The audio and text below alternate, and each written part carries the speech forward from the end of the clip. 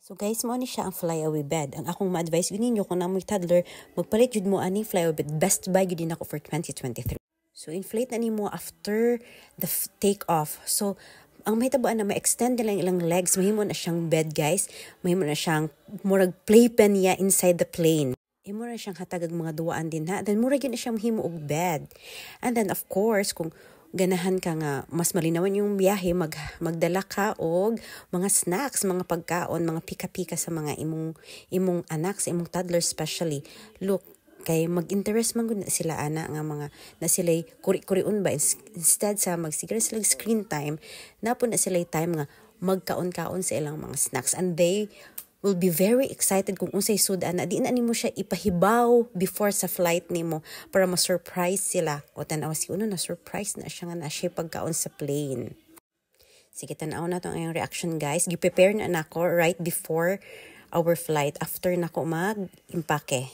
Si Miko din nag-impake guys, hindi day ako. Sorry. O diba? So i-avoid lang nimo ang makachoke. So, syempre, nanay man ka, makibaw na ka og unsay dapat sa imong anak, unsay makachoke niya, unsay kaya niya. Si, kiss-kiss siya na ako diha guys, gigiganahan siya sa iyahang pagkaon. And then, ang ibida na tong ang flyaway bed. Tanaw ang iyahang tiil, di ba nakasabay siya. So, very comfortable siya din hang dapita. Kung gi-prepare ani grapes, cheese, mga chips, apple. Di lang juga maghatag og chocolate kay nobody wants a fussy, a very active child.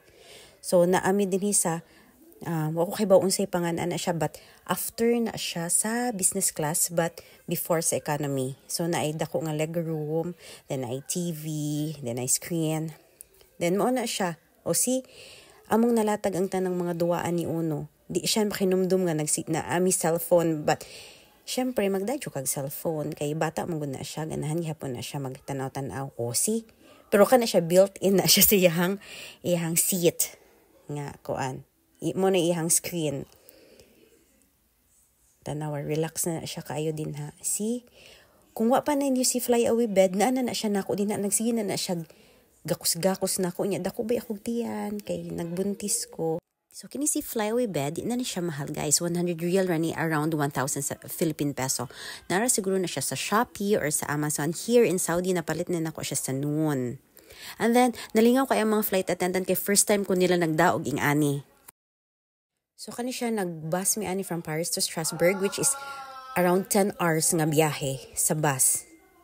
Comfortable lang gihapon siya guys. O, makatug ang imong anak-anak. Kung wa pa po ng flyaway bed, naana po na siya nako nagsigi gakos-gakos din, hawoy kaayo. Oh, tanawa. Ano lang siya? It saves a lot of effort, it saves a lot of time. Komportable siya. Murag bringing his own bed while traveling. Diba?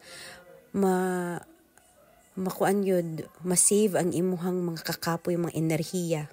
O, mata na po siya, na-flashlightan siya. Nako, kani-travel ni siya from Strasbourg to Chamonix, which is bus na po, mga 8 hours. 8 hours.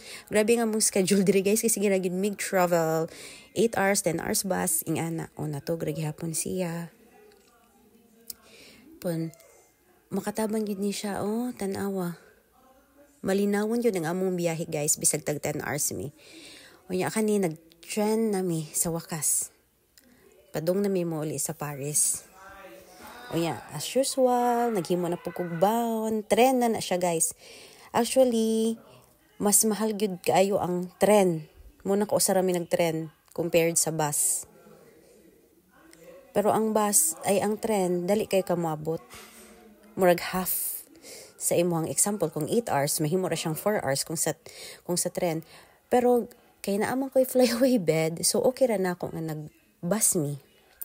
So, I hope nakatabang ni nga review, guys. As what I have said, this is my best purchase as a mom in 2023. Bye!